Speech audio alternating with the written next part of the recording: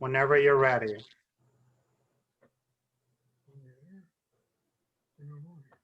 Good evening. I'm Barry Cohen from the KI Adult Education Committee. I'd like to welcome you and thank you for attending this virtual event entitled Election 2020, What to Expect from the 2020 Pandemic Election. We have three co-sponsors of this event who have combined forces to make this a special evening.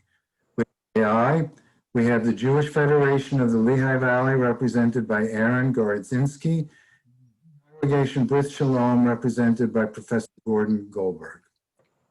This has indeed been a chaotic and explosive presidential election process. Our speakers will do their best to help us better understand what is going on in this election. The format for tonight is Professor Goldberg will provide context. Rabbi Seth and Rabbi Singer will offer a prayer, and then Professor Goldberg will introduce our speaker, Chris Borick. After the talks, there will be an opportunity to ask questions. Our purpose is to focus on polling and its relationship to the election. It is not to advocate for a specific candidate. It is educational. For each of us as citizens, please be sure to vote. Be sure to vote. Professor Goldberg is Professor Emeritus of History at Kutztown University, where he has taught for 35 years. Professor Goldberg.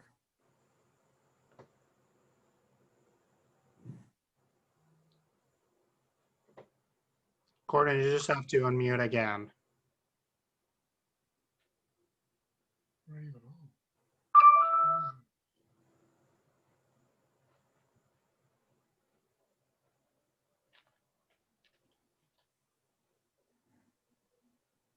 It's on the top left where there's a microphone. Sorry, bottom left in the microphone.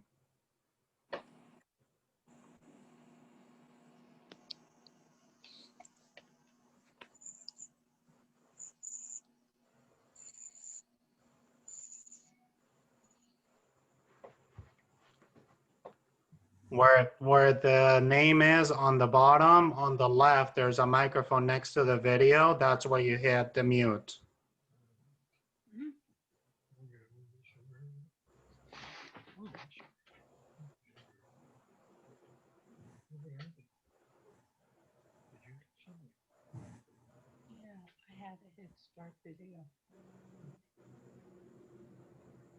The microphone has a little red line through it and the words unmute underneath it.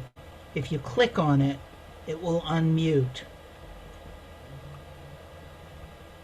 They might be just showing a black line. They have to move the thing over the black line. Unmute myself. You got it, There. Gordon. Tried it. Are we okay now? You got it. Okay, go on. Go on.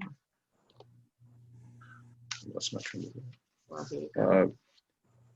I'd like to say just a few words about the origins of the program. In 2002, when I was a member of the Brit Shalom board, I was charged with programming, and I decided that I would like to do something in so far as election programming.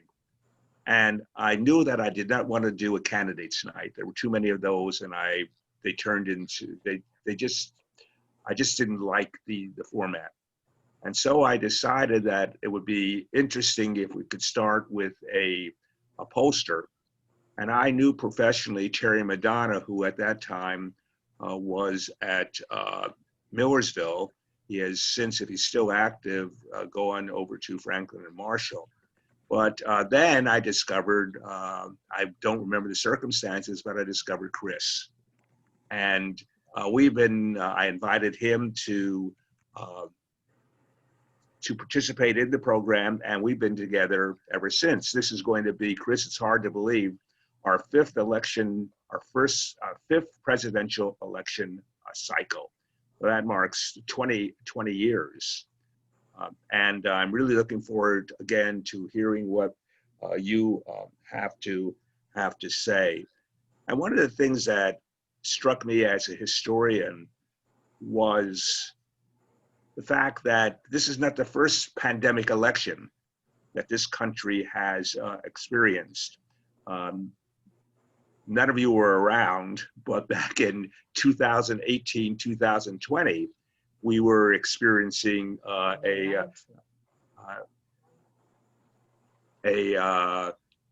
epidemic. It was a Spanish flu epidemic. It wasn't that it originated in Spain. It was that Spain was the only one who kept track of what was going on insofar as statistics, and therefore it became known as the Spanish flu. And it's been very interesting for me as a historian to go back in time and to particularly focus on since it took place during an election year, although it was not a presidential election. 1920 was a presidential election year. And it was interesting to take a look at see what the election turnout was, because everybody's wondering what's going to happen to the vote this year. Will people risk going to the polls? And we know there's been a massive increase in absentee ballots. So I went back and was fascinated to see that there was a massive turnout in 1918 and again in 1920. So my expectation would be that despite the risk that may be involved, particularly among older people, that there's still, they'll either use absentee ballots, which has been the case so far, or they will take the risk and they will turn out. That's about all that I have to say at this point. Courtney, you want to introduce the poll? Do you want to introduce your poll? You want to do the poll now? Okay. This is the so-called Goldberg poll, and I will not say that this has any scientific credibility. Matter of fact, in one of the presidential cycles, we had about 25, 30 people participate in the poll, and nobody got it right. So that goes to the authenticity of our poll. But anyway, the first question is, I would like you to list your gender, female, male. Everybody will be able to see the poll, and Yes. right now it's anonymous. And then you can see below, the answers. right, do not want to answer, right. We will not be able to see who's answering the questions, but we will know the answers, and then we will show them when we're asking questions at the end of the program. Great. So we're going to leave it here on the side, and while people are answering, we want to invite Rabbi Seth and Rabbi Michael Singer, who are going to provide us with a blessing for our country and a blessing for Israel. And I think we need it more than ever right now as we approach the elections. Thank you, Aaron. Jews have ever prayed for the well-being of their country. This is not surprising, since we find in the book of Deuteronomy a great concern for good governance and, quite frankly, limiting the power of the king.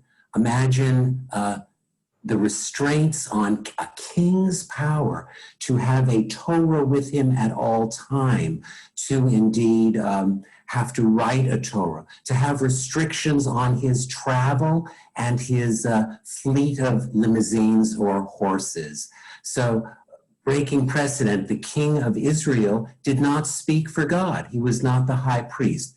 There were definitely limits in the name of good governance, and so that all Israel would feel a share or a stake in their country. We as Jews have prayed, as I say, for every duke and despot. Mostly these have been aspirational prayers, but the prayer that we hear after the Torah is read, so a high point in the service, does say that above the king, there is the Torah and the King of Kings, And we devoutly hope that our sovereign, our leader, will be improved by the values of Torah shared by our God. Aspirational, as I say, and for most of us, if we know a prayer for the country, it's Tevye's, God bless and keep the czar far away from us. Again, the words of these stirring prayers, and again, every prayer book, Reformed, Conservative, Orthodox, has a version, and this Shabbos I commend them to you. Our speakers will tell us that this is a once-in-a-generation election, cataclysmic, the consequences. So I've been inspired by a president who made this, it is a prayer. It is a prayer.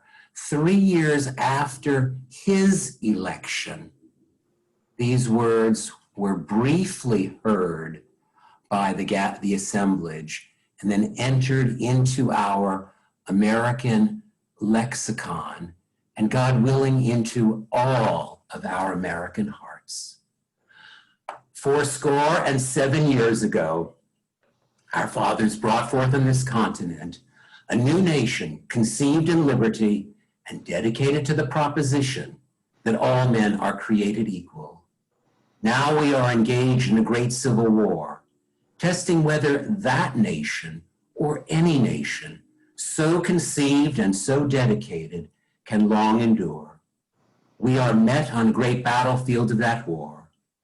We have come to dedicate a portion of that field as the final resting place for those who here gave their lives that that nation might live. It is altogether fitting and proper that we should do this. But in a larger sense, we cannot dedicate, we cannot consecrate, we cannot hallow this ground. The brave men, living and dead, who struggled here have consecrated it far above our poor powers to add or detract. The world will little note nor long remember what we say here, but it can never forget what they did here. It is for us, the living, rather, to be dedicated here to the unfinished work which they who fought here have so nobly advanced. It is rather for us to be dedicated to the great task remaining before us, that from these honored dead we take increased devotion to the cause for which they gave the last full measure of devotion, that we here highly resolve that these dead shall not have died in vain, that this nation, under God, shall have a new birth of freedom, and that government of the people, by the people, and for the people shall not perish from the earth.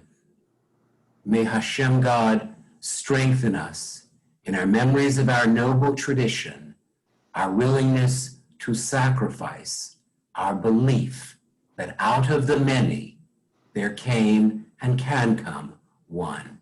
Amen. So the beginning of the prayer for the state of Israel also takes place during the right after the Torah reading in many traditions, and it begins actually with this concept of Avinu Shebashamayim, an idea of a connection that we have as a Jewish people, both to the state of Israel, but also this connection that we have as Jews to one another, that we appeal to God as a parent, our Father, Avinu, Shebashamayim, who is in heaven, Sur Yisrael, who is the rock, something we can depend on, something that is a bedrock of faith that is always there, Yisrael, to our people, V'go Aleinu, V'go Alo, I should say, who has the capacity to redeem us, to bring us through the dark moments, to give us sustenance and strength when we don't feel we have it. And so this idea of the blessing that we usually say for the state of Israel is really about connecting both in a personal way as individuals, as a community of Jews, and also connecting us to our Jewish brothers and sisters throughout the world, and particularly in the state of Israel, and us as well here. And so I'd like to recite the prayer for the state of Israel right now, and if you know it, you can sing along. Avinu, Avinu, Sheba Shamayim, Sur Yisrael v'Goalo.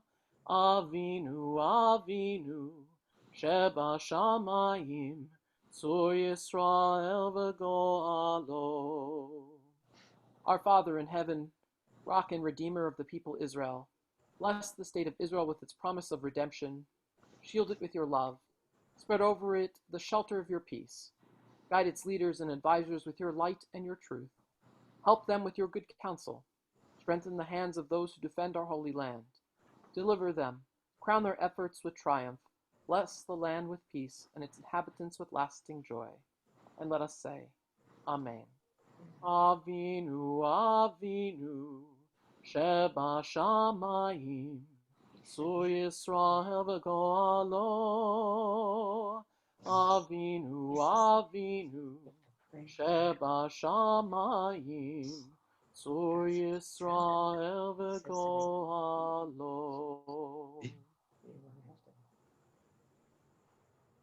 Take it. Now of 20 years, he's now currently a professor.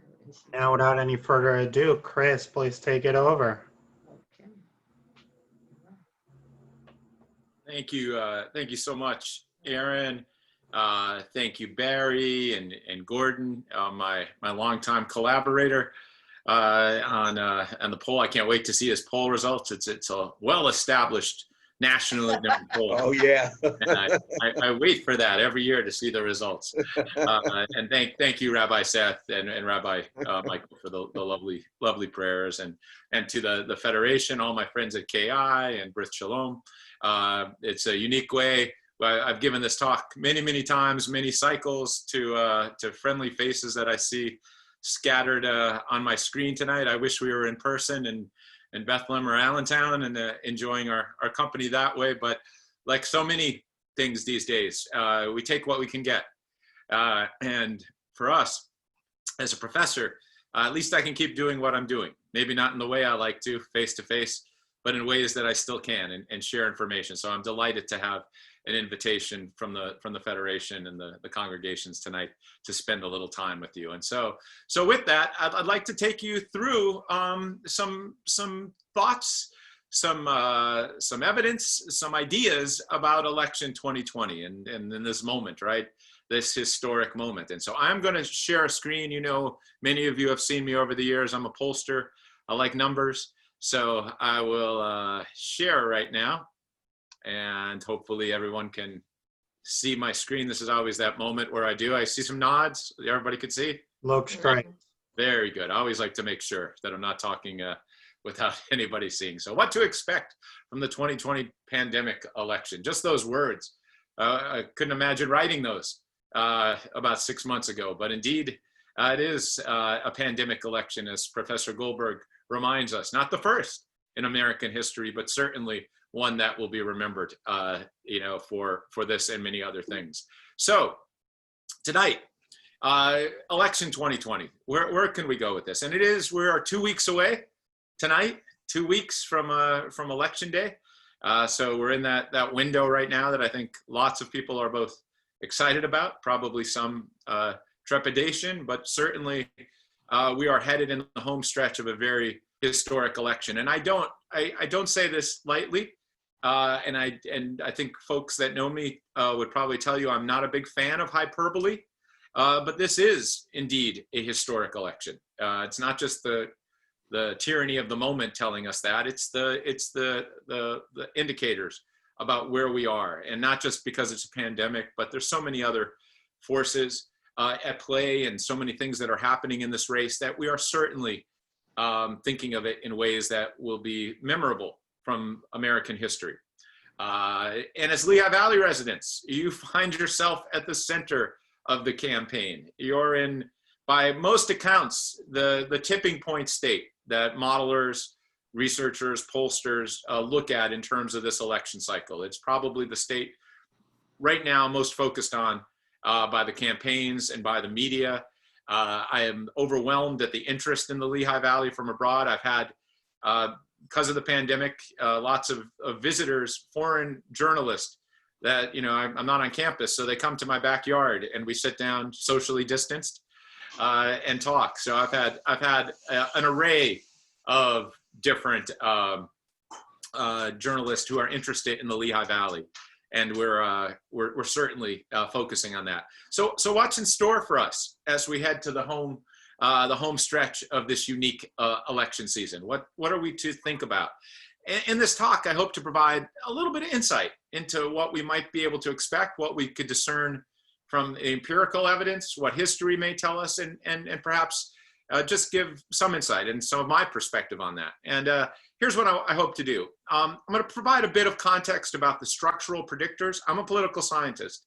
So before I ever look at candidates, I look at what are the broader structural factors that might be at play. 4 years ago when I gave this talk, I talked about the cycles of American politics, how we don't like to reward a party with 3 terms consecutive in the White House, and the winds blow on the alternative party, and those things have to be considered. And I think part of the 2016 story was very much those structural factors. But I'll go back and look at 2016 and the polls, and look at perhaps what we did right and maybe what we did wrong, and some methodological changes since then. I'll look at what the polls tell us in 2020. We'll take a little turn into the electoral maths, the famed quest for 270 electoral votes, and what that looks like and what the permutations are. And since we're here tonight, this particular talk's for people largely in the 7th Congressional District, I'll take a little look at Congress, the Senate, and what's happening locally. And finally, I'll give you the odds as I see them.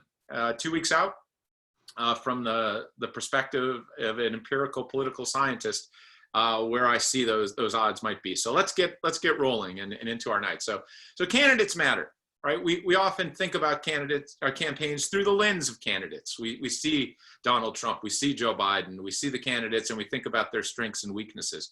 And those things should not be understated, but they're not always determinative. Other factors are at play, other predictors.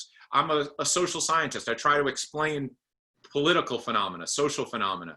And when we model those things, it's not always just the candidates, it's those other factors. And some of those things are factors like incumbency. If I was just talking about congressional races tonight, I'd say start and end mostly with incumbency. You know, the incumbent reelection rates are so strong, so it's not very hard to predict congressional races because most of them are just the product of incumbency in safe districts. But in presidential races, what role, if any, does incumbency play? What is the approval of the incumbent? Where does the public look at it? Are elections with incumbents referendums? And how do things like economic conditions play in? And I'll just briefly touch on these. You know, in the interest of time, as a political scientist, I could bore you for hours with differences, but let's look at some of these. And we'll start with incumbency in the presidential elections. A little bit of history that I'm sure Professor Goldberg could tell us about. The last 10 incumbents with the option to run for a second term that they could run, their record is 6-3-1. And I'll talk about the one in a second, but it's a small win. That's the first thing that the challenge for the study of presidencies are. We don't have a large sample size. There's only been 45 presidents. And, you know, when they're scattered over a long period of time, it's hard to do kind of empirical studies on unnecessarily the effects. But if you look in at least modern American history, post-World War II, or from the 50s on, you'll see that most presidents that ran for re-election were successful: Eisenhower, Nixon, Reagan, and then most recently from the 90s, Clinton, Bush, and Obama. We've had some losses: Ford, Carter, George H.W. Bush, and of course in 1968, Lyndon Johnson opted not to run, although he could have. So it is a modest incumbent advantage if you look over that period, and perhaps in contemporary times, it's even more of an advantage with 3 straight victories. When I was in grad school back in the 90s, give my age away, among other things that gives my age away, we were talking in the early 90s about the kind of the imperiled presidency. We had come off Ford, Carter, and Bush losing all in a 16-year period. Most incumbents were losing elections, and it was wondering, can presidents survive in the modern era? So what are we to make of incumbents? Largely, as we said, we're on a streak, but it's hard to make generalizations from just incumbency and what role it plays. There's, oops, oh, I'm having a couple of issues here. Oops, I'm having a slide issue. If you could hold for 1 second, I'm going to see if I could fix that, because everybody's, you can't, it's just empty, right? Can you see the? There's nothing there. Shows a red circle. Oh, okay. Excuse me for a second. I think I had some kind of technical error. I'm going to stop sharing for just a second and see if I could fix that. This is a new one for me, so I'm going to quickly jump in.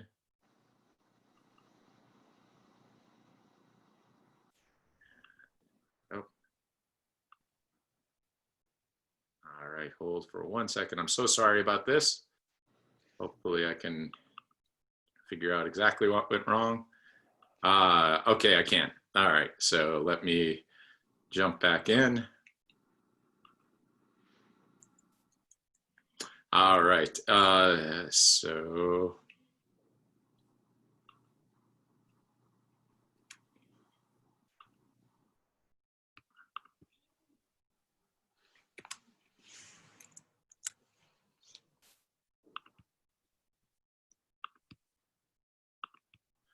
All right, I will share screen again, and hopefully we are back. Okay, everybody can see it? Yeah. Yes. My apologies. Not sure what exactly happened there, but luckily we had a second thing. So this is to show we're talking, incumbency matters, but things like economic conditions could very well matter too. And the last two presidents, incumbents to lose, were in 1980 Jimmy Carter and in 1992 George H.W. Bush. They both lost in difficult economic times. For those old enough, and I think there's some in this room along with me, can remember 1980. That was the period of stagflation, high inflation, high unemployment. Not supposed to happen economically, but it did. That helped show in Jimmy Carter's lead up to that race. There was net loss of employment in 1980 in those first 3 quarters. Jimmy Carter lost in a landslide to Ronald Reagan. And then in 1992, we're coming out of a recession. The first 3 quarters showed some modest economic growth, but the president, George H.W. Bush, lost that race by over 5 points too. So economic conditions, of course, can matter. What's interesting in this cycle is that the first 3 quarters we are going to see, because of pandemic-related effects, largely, very steep loss in overall employment. So if you take the first 3 quarters together, that will be the case. What effect that will have, we'll talk about a little bit later. The other way to look at presidential elections structurally, before I get into the polls, is to think about them as a referendum. One of the models that it's often used with incumbents is it's more about how we look at the incumbent rather than the challenger. Not that challengers don't matter, but it's more about the incumbent. And these are looking at approval ratings. And this is kind of the thumbs up or thumbs down rating of a presidency and how you view it. And you can see over time, I've circled in red and blue, presidents that have lost and their approval rating during the year of their election. One where it was in June and where it was right before the election. And you can see with Bush and Carter, their numbers were in the 30s. It's hard to win re-election when only 1/3 of the American public approves of your performance. And as we said, they both lost and lost fairly soundly. The president that won in this time frame with the lowest approval rating was in 2004, probably one of our first years. I gave a talk to this group, or part of this group. George W. Bush won with 48%. So he didn't have a majority, but he was pretty close. Right now, I checked today, and this is from the site 538. A lot of people go to there as one of their sources for election information.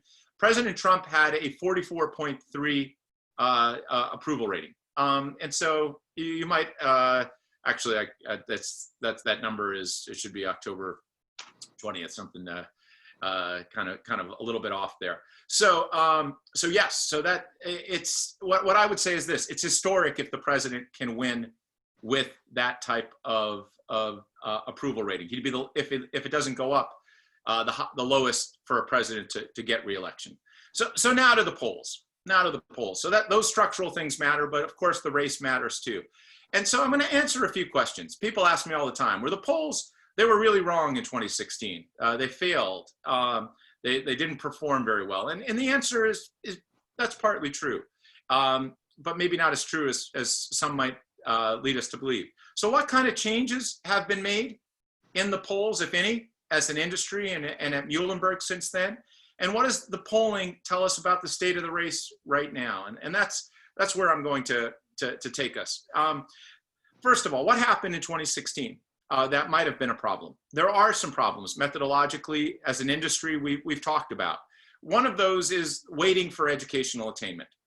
Pollsters like myself and like the Institute at Muhlenberg weight our polls to address some undersampling or oversampling of groups. And we do this to account for factors that have big effects on people's preferences. So traditionally, we wait for factors like race, gender, income, those types of things that we know have big, kind of large impacts on how people might vote. We have gender gaps in American politics, race gaps. One factor where there really wasn't that large of a gap historically was educational attainment. That even if you had a college degree or you just had a high school degree, the differences weren't all that big in terms of predicting your vote. We had some kind of these interesting coalitions, really highly educated folks and folks with just high school degrees voting Democrat, and some people in the middle voting Republican with some higher education. That's changed dramatically over the last decade, and particularly during the Trump years, where people with higher education, if you have a college degree, you're much more likely to vote Democratic than you had in the past. People with a high school degree are much less likely to vote Democratic, more likely to vote Republican.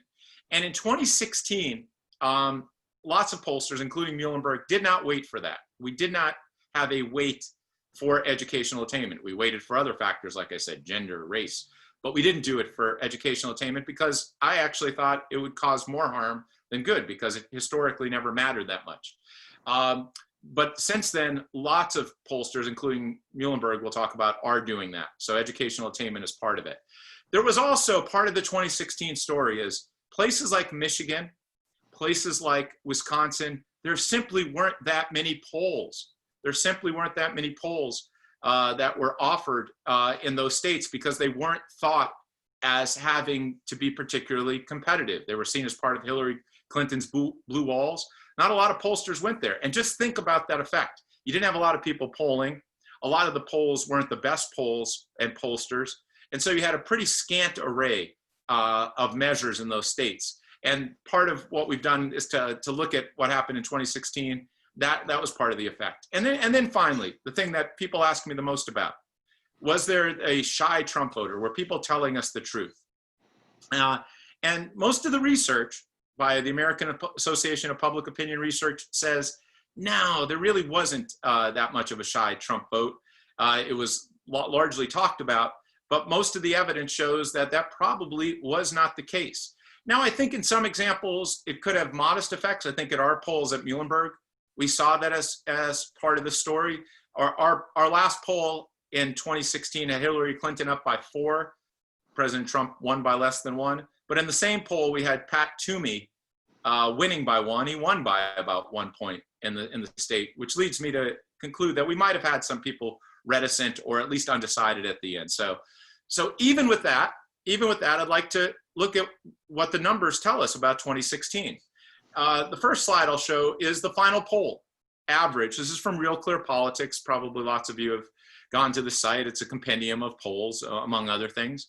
And you can see the final number, the final RCP average, Real Clear Politics average in the race was 1.9% lead for Hillary Clinton. 1.9%. The president won the state by 0.7%. Certainly a little overstatement of Hillary Clinton's numbers, but the story was that race was closing at the end. the race was closing, the final numbers were pretty close. Now, certainly, I think, you know, seeing the trend in that race, that you might say, well, it looked like it was more for Hillary Clinton to take at that point. But I told everybody, and probably including the talk, this was getting to be a pretty close race. It might have leaned one way, but once you get that close, you have to consider how to interpret the polls. And so I always use that piece of evidence to say those numbers were a lot closer. And by the way, if the polls end up in that range this year, if it was close, I would say the same thing.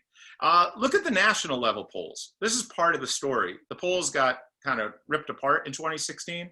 The final Real Clear Politics average nationally was 3.3% for Hillary Clinton. She won the popular vote by 2.1%. It was off by about 1 point. That was one of the stories I often tell, is that was much closer and accurate than 4 years before. President Obama's final number in the Real Clear poll was about 1%. In 2012, he won by 4%. Nobody cared. Nobody cared. But, you know, it's the same winner. So my pieces of evidence here are that the poll performance in 2016 wasn't as bad as you may think it was. And importantly, I think there's been some modest changes that could lead to improvement, like educational weighting this time. I'll give an example of that. This is, I did this with the Financial Times. Folks might be familiar with the Financial Times, an international publication. I worked with them looking at the effect of weighting by education on our polls. And so we went backwards. We didn't weight our polls up until 2020 to educational attainment. But what happens if we had? And the blue line is not adjusting for education. So if we didn't adjust, and the green line is adjusting for education. And you could see on the y-axis, it's like a 7-point gap. Yeah, the differences at any given year are pretty small. If we had weighted in 2004, it would have changed our numbers by 1 point. 1 point in 2008, it would have been the same in 2012. It wouldn't have affected our estimates. However, in 2016, if we had weighted to educational attainment, we would have had Hillary Clinton up by 2 points at the end instead of 4. So it would have moved us closer. And I think there's a good case now that we should wait for education. By the way, in our August poll at Muhlenberg, if we had weighted by education, we did weight by education. Biden was up by 4. If we had not, it was 6. So there are some modest differences, and in a state as close as Pennsylvania, that would matter. So my story is, the polls certainly weren't perfect in 2016, but they might not have been as bad as people think. So where are we in 2020 as we get into October and into this election? You can see, and I actually, gosh, I have an older slide here. I'm going to beg your pardon for one more second as I get the more current slide again. So I'm going to stop share for 2 seconds. I apologize for this. I'm having more technical difficulty. My apologies. Let me quickly adjust to that.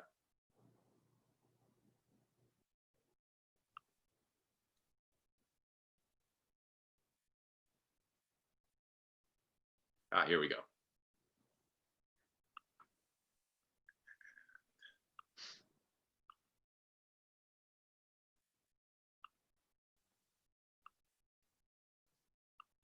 Sorry again. So this is where the polls, if we look today, if we look on, as you can see over here, October 20th today, and this is from 538. A number of you might have looked at this site. Joe Biden has about a 10-point lead in the average 538 polls on October 20th, 2020. And you could say, okay, 10-point lead. What was it like 4 years ago? How does it compare to that? And if you do that comparison, you'll see in 2016, on this very date, Hillary Clinton did have a lead in the national polls. It was 45.4% to 38.8%. So that is a lead at that time. And you could see moving forward what happened. It was about a 6-point lead. The polls narrowed. You could see the trend lines in 2016. They got narrow. Those final margins were about 3%. The final gap was about 2%. So nationally, there was some gain in the final weeks. And I remind people that can happen. Is it usually very dramatic? The answer is no. Can it be a few points? Most certainly. So you have to kind of think the 11, 10-point gap that Biden has, how likely is that to change? In 2016, the polls accurately showed it closing in the end to about 3 points, and that's about halving the margin where we were. But you would tell me, because you're an educated audience, you might say, well, who cares about the national polls, Boric? It's all about the Electoral College. And indeed, the Electoral College is determinative in American politics. And as you know, 270 is the magic number, 270 to win, as I took this slide from the website. And to get there, that means that the Democrats, if they compare it to 2016, would have to add 38 seats, 38 electoral votes, 38 Electoral College votes to make that happen. And of course, where is the speculation about 2020? It's back to where it ended in 2016 with those states that were narrowly won by President Trump, Wisconsin, Michigan, and Pennsylvania, which would total, in that case, 46 electoral votes. They were won by less than 1% of the president in each of those states. So where do the polls have those races right now? What I did was today go to the, again, I think I took this from 538, the latest poll averages, and you start to do the math. And this is the game everybody is playing, including the campaigns. The Dems need 38 seats to flip the Electoral College to basically get their 270. Where are those votes? And where are the current margins in those states? And as you can see, in places like Pennsylvania, Michigan, and Wisconsin, which the president won by less than 1%, the polls as of today give Joe Biden a lead somewhere in that 6 to 7 point range. If you're looking at that historically, those are pretty good leads, not unattainable, but certainly there. You have a second level of states, Florida, Arizona, and North Carolina, that are all around that 3 point range. And then you have some states, Ohio, Iowa, and Georgia, all basically a toss-up, under a point or around a point. So when I'm thinking about this race, I'm thinking about those three levels. What's important to note is for the Democrats to win, they have to somehow piece together within all these states that were won by the president, a combination of 38. What are the most likely? The most likely are those three states that we talked about earlier. But those mid-level states, Florida, Arizona, and North Carolina, certainly have potential. They're competitive. They were competitive in 2016 and can play into this equation. So I think that those factors do lend evidence that Joe Biden's path might be easier than the president's path. But I do show this. This is from 2016. This is from also, I think, from 538. It's a good way to kind of contemplate polling in a presidential election. You can see this was at the line, blue is Democrat, red is Republican. This is where the polling was kind of at the end of 2016. And you can see in each of those distributions that in all the states they were looking at, some of the competitive states, some leaned strongly Democratic and were more likely based on the polls to end there. But almost all of them had at least reasonable odds within the realm of Donald Trump winning. And what happened in 2016 in a number of these states, he won, and he won narrowly. And as in fact, as I talked in 2016, I often said that his path was, if he was going to win, was to win a lot of states very narrowly. And indeed, that was the case. And that same scenario remains right now for the president. He can do that. We look at some of this was the Pennsylvania polls. You can see largely they've remained consistent from July on. It might look like it's moving a lot. You see the lines, but these are all between 50 and 40. So they're marginal changes. Certainly the president in a place like Pennsylvania, which has become so pivotal, I believe still has some ground to make up. You haven't seen any polls, in fact, in the last month. Even Republican pollsters put the president ahead or tied. There's some that have showed it closer. And so I think the race remains pretty competitive, or it remains competitive, but also a bit of an uphill battle for the president. Let me quickly jump into Congress. I want to get to questions as quickly as possible. The Senate, which is a lot of attention to right now, the Republicans hold a 53-47 advantage. They need to gain 4 seats, Democrats to take it, or 3 to tie, and let the vice presidential vote decide. There are 35 seats contested this cycle. 12 are considered reasonably competitive. You might be able to add a few to that or detract a few from it, but I think that's a reasonable estimate. And we'll look a little bit at those races and what the polls tell us. The House is a little different story. Democrats hold the 232 to 198 advantage. There is a Libertarian member and 4 vacancies, but the Republicans would have to gain 20 seats to take back the House. All of 435 are contested, but as you might guess, many are not competitive. There's about 40 that are reasonably competitive, and they're equally held by Democrats and Republicans. What that means is Republicans would have to do an exceptional job in taking a number of those Democratic seats, holding their seats, and winning Democratic seats to net the 20 seats. I think unless it's a wave election in their favor, which I don't see evidence for right now, it's very unlikely that the House will change. In fact, I think it's as likely that the Democrats pick up a few seats than they lose seats. So what does that mean for the Senate? You can see if you take the 12 races I'm looking at, 9 of them Republican, they're in red, 3 in blue that are Democrat. What are the likely scenarios and where the polls put? You can start that the Democrats are most likely going to lose the Alabama seat. It's Alabama. It's a very Republican state. It's hard for a Democrat to win. Doug Jones did win that special elections against Judge Roy Moore a few years ago under kind of unique circumstances, but it's very unlikely they're going to hold that seat, which means the Democrats have to pick up 5 seats to get a net of 4 this cycle. Where can they do that? Well, the top 5 races are the ones I have up on top: Maine, Colorado, North Carolina, Arizona, and Iowa. Democrats have been consistently ahead in the polls in a number of races this fall. Races like Colorado and Arizona look particularly promising for the Democrats. I think they're very likely to pick up those seats. Then it comes down to places like Maine, North Carolina, and Iowa, all very competitive states, all competitively, at least North Carolina and Iowa will see presidentially pretty competitive.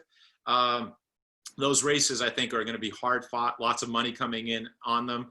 There are also some other races that I mentioned. Republicans see some promise in Michigan with their candidate taking on Senator Peters. The race, Democrats have held a lead, as they have in Minnesota. And there's some other races that are at least interesting. A lot of people are asking me about the Lindsey Graham seat in South Carolina. It's competitive. I think he still has a pretty good advantage there.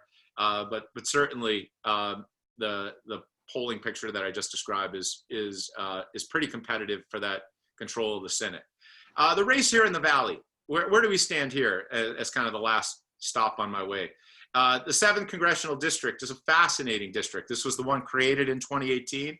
It didn't exist in 2016, but if it did, Hillary Clinton would have won by 1 point. So that's a very competitive landscape presidentially in the presidential race.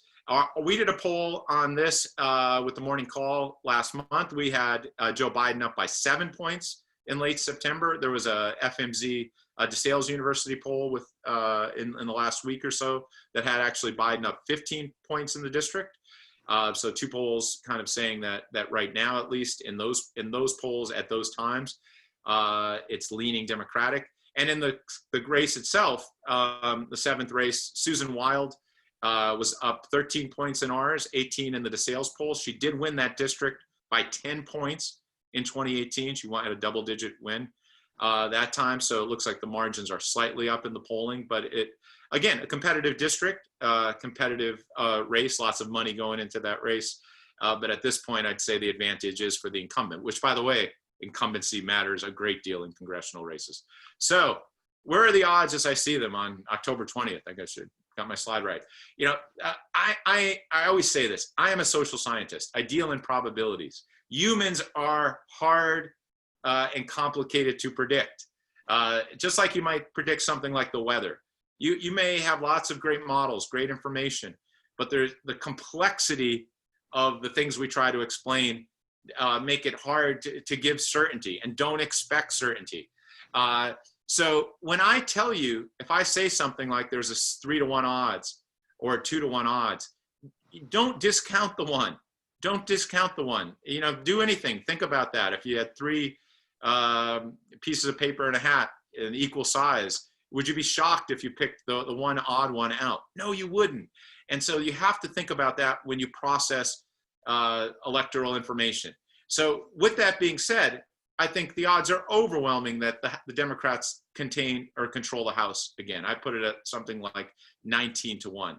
I don't see any sign of a wave election that might push Republicans to control the House. The Senate, as I go seat by seat, I look at those situations, I think does lean to a Democratic control. Those 5 seats that I mentioned, I think the Democrats are favored. If they lose that seat in Alabama, which I think they will, that's the magic 4 number. Again, those could be a lot of close races, but I think it leans that way. Same with with Joe Biden's chances to win the popular vote. An 11-point lead, even if you have the most, I think, generous discounting of the polls right now, would make it very difficult for the president to win. He didn't win the electoral vote last time. I don't think he's even campaigning for the popular vote.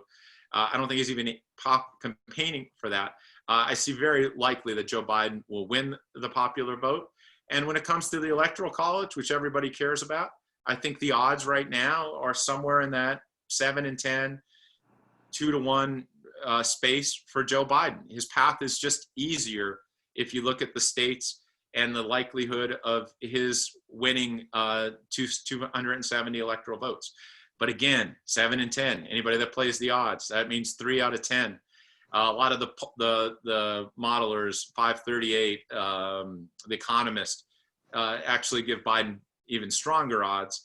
I'm a little more conservative on that. And so with that, I will stop my share and move to questions for our fine audience. Great, thank you, Chris. This was, it's always so fascinating, and we're all, trying to remember what we thought we heard in 2016. And I think this was a wonderful way of reminding us what happened and looking forward to what's going to happen now. Let me start with a great question that a lot of people are asking, and it has to do with social media. Was there any predictors on the numbers in 2016 about the role that social media played? And what role is social media playing right now? And if those disinformation campaigns are being weighted somehow on the polling? A fabulous question, Aaron. And certainly, I'm teaching an elections campaigns class at Muhlenberg right now. And the amount of attention we pay to social media and its impact on electoral politics. As you can guess, it's hard to isolate the effects of any type of stimuli, right, that affects someone's vote. It's a complex relationship. But lots of good studies have shown, first of all, where you get your information correlates very tightly with how you vote and how you frame your political perspectives. We are getting more and more. This audience maybe is a little different. All my friends that I see here who have perhaps been through more elections than some of the younger generations are likely to get their media from more traditional sources, media sources, newspaper sources, even if they're online. For younger generations and lots of people that might be in between, the increasing source of information from social media, from Twitter, from Facebook, from other social media platforms is substantial. And if that's the case, what kind of impacts does it have? By most measures, it's considerable, because if that's where you're focusing your information on. What does it mean for changing votes at the end? Is it more of kind of confirming where we are, rather than changing votes is a really great question, and the evidence is less clear on that. But certainly, we are in an environment that social media plays an extensive role, and that disinformation, the idea about disinformation, conspiracy theories, is real. You know, as we do polling, and what people believe and what they see often aligns with what might be said on social media platforms, or especially ones that have a conspiratorial basis. We see that pop up in how people express their public opinion. So their impact is certainly not trivial. One question that I think you're going to like very much. So, what is a typical margin of error in the polls, and at what point a poll is no longer relevant because its margin of error is becoming too close to call? I love any methods questions. This is the geeky professor in me. And so you think about it, right? And it's fascinating. You know, as we sample, just a quick kind of probability lesson. Anytime you take a sample, it's a small group that allows you to predict a big group. And so the small group is we use to make inferences. And the rule generally is, as your sample gets bigger, as you get more people in the sample, your ability to predict the large group gets better. And that's a basic rule, but it's not linear. It doesn't mean that if you double your poll size, if you go from 500 to 1,000 in a sample, your accuracy doubles. It's called a diminishing returns for folks that might have taken some economics over time. It kind of levels off. So every additional 500 people you add, or 100, doesn't give you twice as much predictive ability. So don't fall in love with bigger poll sizes. On the whole, it's bigger is better, but not necessarily in proportion. So if you say, oh, this poll has 1,000 and the other has 500, it must be twice as accurate. That's not the case. That's not the case. So a margin of error, right? You often hear the term, okay, you say it's margin of error plus or minus 3. That means if everything was done right, you could be 95% sure that the actual population value, where it stands in reality, is within plus or minus 3. So if you had a poll with plus or minus 3, and it said President Trump was getting 50%, and it was done right, you could say you're 95% sure his real number is between 47 and 53. Very important. This is the other number that's hardly ever seen with polls. It's a plus or minus 3 at a 95% confidence. That means even if you did everything right, 1 out of 20 times, the real number is going to be outside of that. That's probability, right? When you're doing a sample. Sometimes imagine picking a jar with red and black marbles. And I said, oh, there's 500 black, 500 red. And I said, well, pick me 20, pick me 30, then your sample size. Most of the time you're going to pick, as it gets bigger, samples that look a lot like the overall population. But once in a while, you just get that outlier. So a poll, even if it's done right, occasionally will miss. And that's the nature of sampling, even if it's done perfectly right. So my argument and my kind of advice as a pollster, look at margin of error, think about what it tells us, but also recognize that even with margins of error, it's not necessarily a given that the final result will be in the margin of error. I hope that wasn't too geeky as a math. I think that was a great way to move to the next, which is about underpolling. How is the polling looking for Hispanic, for African American, and the so-called 18 to 30 population that seems to be so engaged in the social justice world, but has not translated into going to the polls to vote in the election? Yeah, and it's kind of a great question, Aaron, and whoever brought it in. It's a little bit two-pronged, right? When we start looking at subgroups, how do they look in terms of where they stand with this race? And this is where the cool interaction you have to think about. Think of any of those groups in kind of a pie, right? And you look at it two ways. There's the size of the pie and the slice of the pie in any of election. So imagine this. Let's talk about Latino, Latinx, Hispanic, Latino voters. for Democrats, they might think, well, we'd like this group to grow as a share of the electorate. We'd want it to be a bigger part of the overall electorate if we win a majority of that group. And so you want to grow the pie. But within that pie, as it grows, you want to also grow the share. So if it's a bigger share of Latino voters, and you can get 80% of a bigger share, that really has a positive impact down, in the whole map that you would go to. And so what does the poll tell us about the size of the pie in all these groups? And what does it tell us about the shares? The size of the pie across almost any demographic we're looking at right now, I'm expecting dramatically higher turnout in this election. In almost every group you can look at. The interest levels, the voters telling us that the outcome matters, all the things that predict turnout tell us you're going to see significant growth across the groups. And that includes younger voters, which, by the way, in 2018, almost all groups saw higher turnout for midterm elections. And among younger voters, some of the highest kind of percentage-wise growth happened.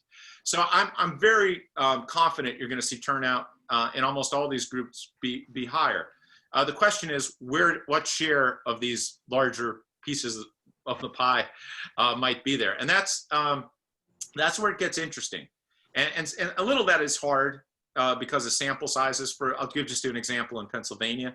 If we do a poll, 400, 500 people, a subgroup of Latino voters or Black voters is pretty small. So it's hard to generalize unless you're really doing a sample of those groups. So it's harder to get kind of detailed, big sample information on those groups.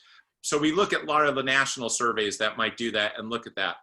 And it appears that that at least among Black voters, we'll look at different groups, among Black voters, both the size of the group is going to be larger, and modestly, and this is right now, and there's a little gender difference between Black women and Black men, but on a whole, slightly edging above the share that Hillary Clinton got in 2016, slightly up. So bigger piece of a pie and a little bit bigger in terms of the slice. The Latino, the Latinx Hispanic vote is a little bit less obvious. It seems to be largely around the same level as 2016, or even a slight bit lower in some of the estimates for Democratic support, that the president might have gained a little bit in that group. So it's a really long-winded answer to say these groups are likely to have larger turnout, but not necessarily clear what impact that turnout might have at this point because of the differences that I specified. Speaking of turnout, we have a lot of questions. I'm going to combine a couple of them. How is early voting affecting the polling currently? Is that been something they're counting? Are there any effect that's expected from the mailing ballots? And because we are in the Lehigh Valley, what is the methodology you use, or it's been used to do the polling to see how are we going to vote for president and also the congressional race? Yeah, a great question. Early voting, many of you have been following, I bet, at home. You're seeing those lines in Georgia and Texas and Arizona. But by almost all comparative metrics, we're off the charts in terms of early voting. That's a sign, I think, clearly of the type of energy and indicator of turnout this year. We're going to see exceptional turnout. And in Pennsylvania, it will be, I would say we might, Professor Goldberg can go back and look at history. We might see it as much as we've seen in 100 years in the state in turnout in an election, because we are pivotal. We're being campaigned to. People think there's a difference. Almost all the factors to grow higher turnout are in place here right now.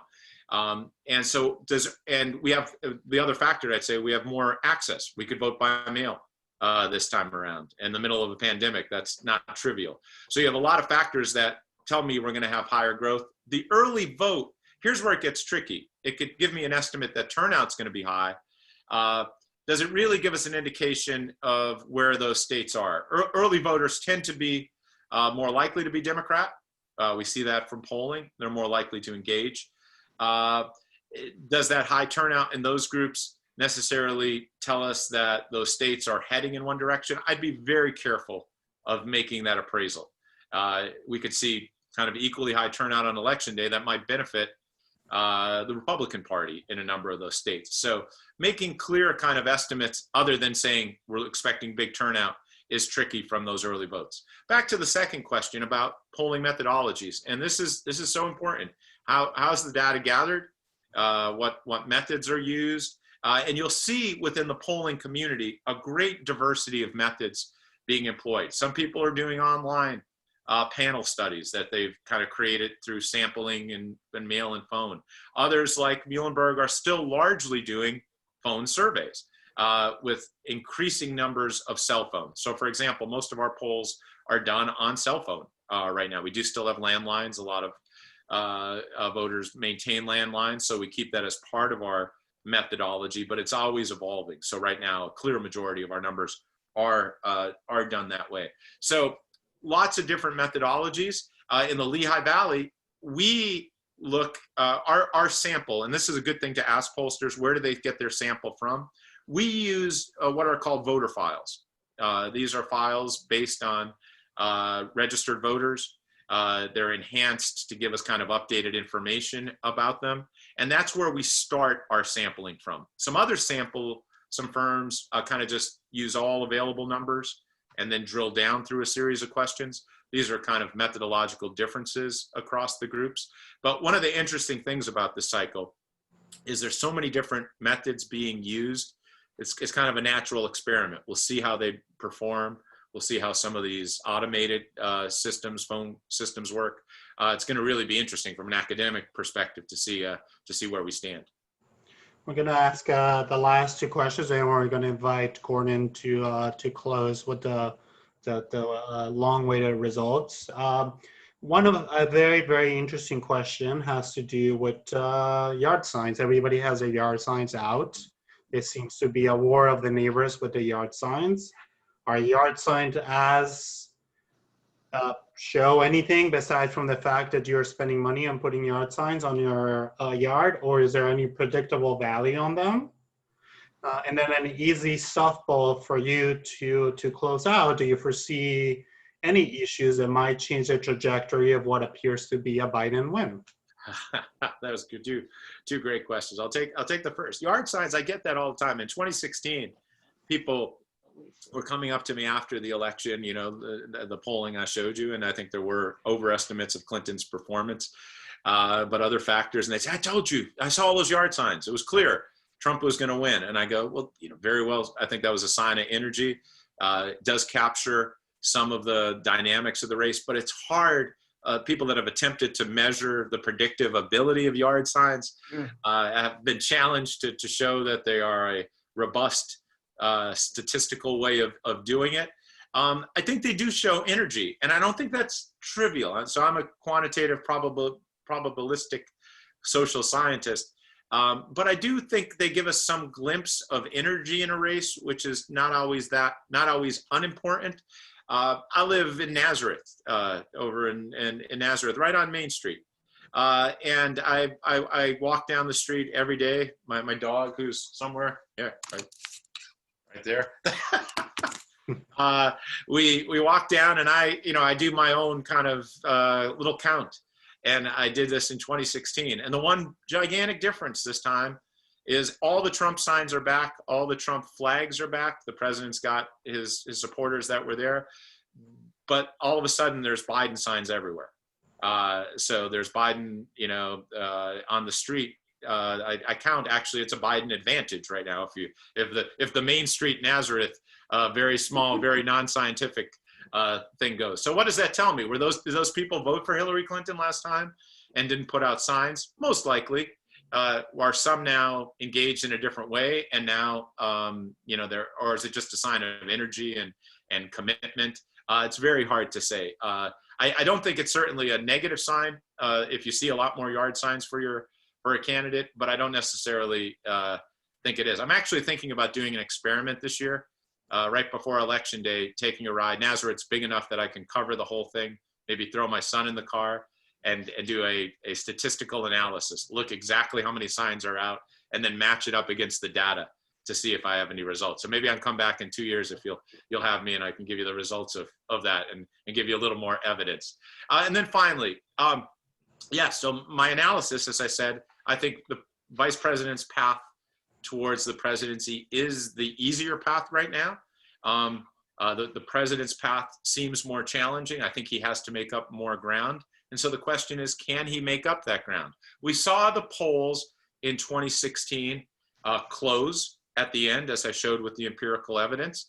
I think very well we could see a modest closing of the polls. Historically, by the way, they don't close usually in gigantic changes, even with the October surprises. We just don't see it that often. So if I went back and showed you tons of data, but they do modestly close. And in a close race in key swing states where the margins are 6-7 points, they get down to 2 points or 1 point.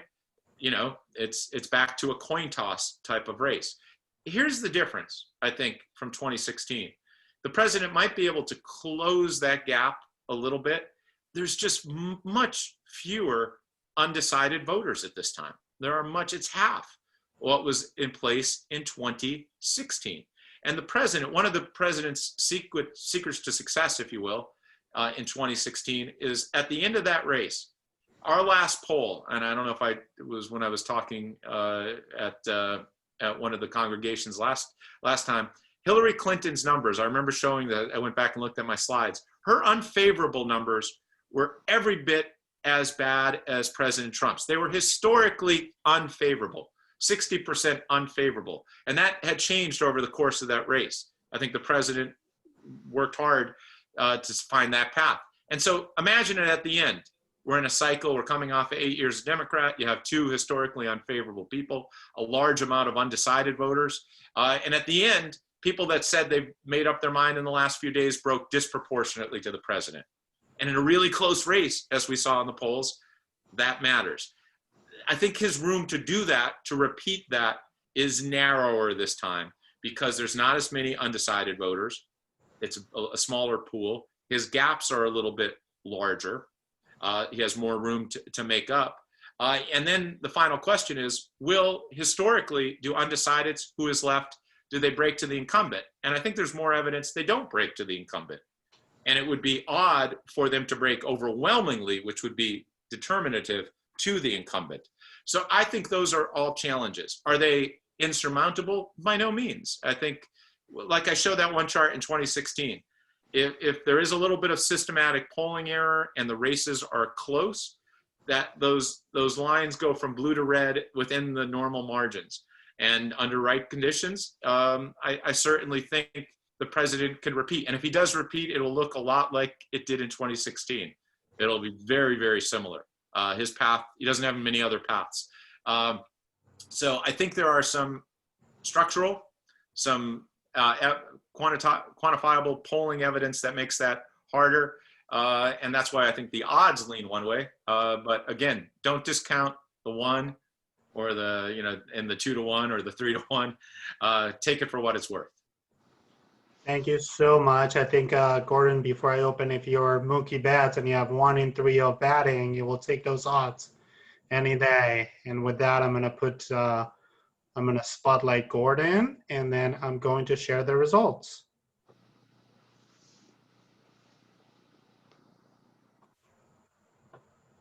Gordon, do you want me to read them? Would it be easy? Surely. 48% male. What is your gender? Female, 50%. Do not want to answer, 2%. What is your party affiliation? 85% Democratic, Republican, 12%, Independent, 4%. Thirdly, which of the following issues is more important to you?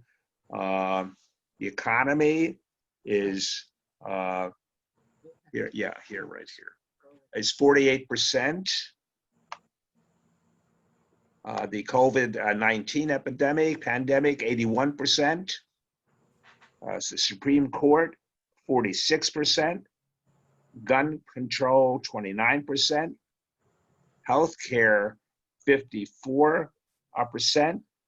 Immigration, 23%. 3%. Foreign policy, 38%.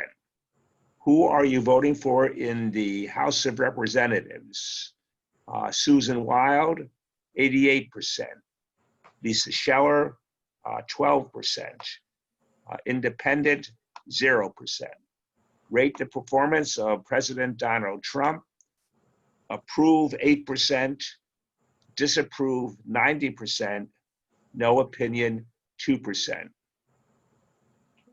Okay, I just wanted to add one more thing if I can, and that is, Chris, I'd like to ask you one question, and that is, do you think that Hillary Clinton in 2016, some would argue, lost the race because she waged a very poor campaign, in that she did not campaign effectively or sufficiently in states such as Pennsylvania, Ohio, and Michigan. Do you believe that Biden has spent enough time there and will be able to manage to gain some electoral support there sufficient to carry those states? It's a fabulous question, Gordon. Yeah, I think if you look back and kind of do an autopsy of the Clinton campaign in 2016, I don't know if that's the best word to use, post-mortem perhaps, you would find people in her campaign and others stress that they probably did not put the attention to those blue wall states that they should have. They were, at this one point, if you remember, they were kind of thinking about trying to expand the map in 2016, really focus on Florida, which is always focused on. And by the way, if you told me Florida is going to come down to 1% either way, I'd say, yeah, that's probably where it's going to end up because it's Florida. That's just the way Florida is. But they were spending some time in Arizona and some other states last time that in the end, I think they look back in retrospect and say we should have focused more. And I don't like to make definites or say definites in anything. Again, I'm back to probability. The one thing I've told reporters all year is the only thing that I know for sure is the Democrats aren't going to repeat that.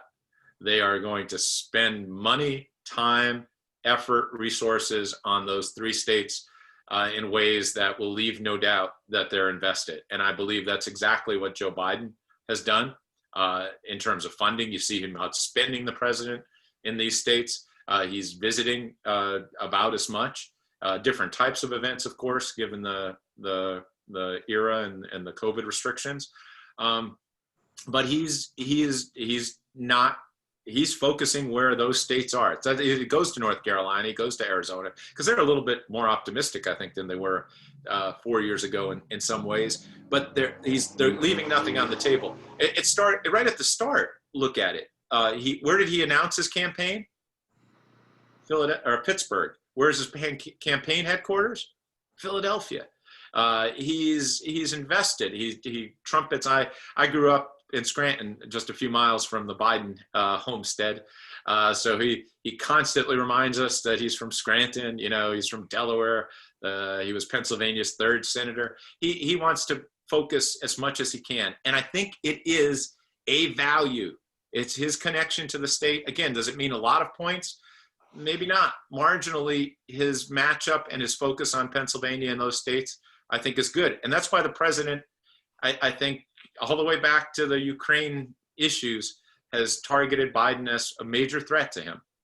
It's not the matchup he wanted. He would have preferred a lot of other matchups.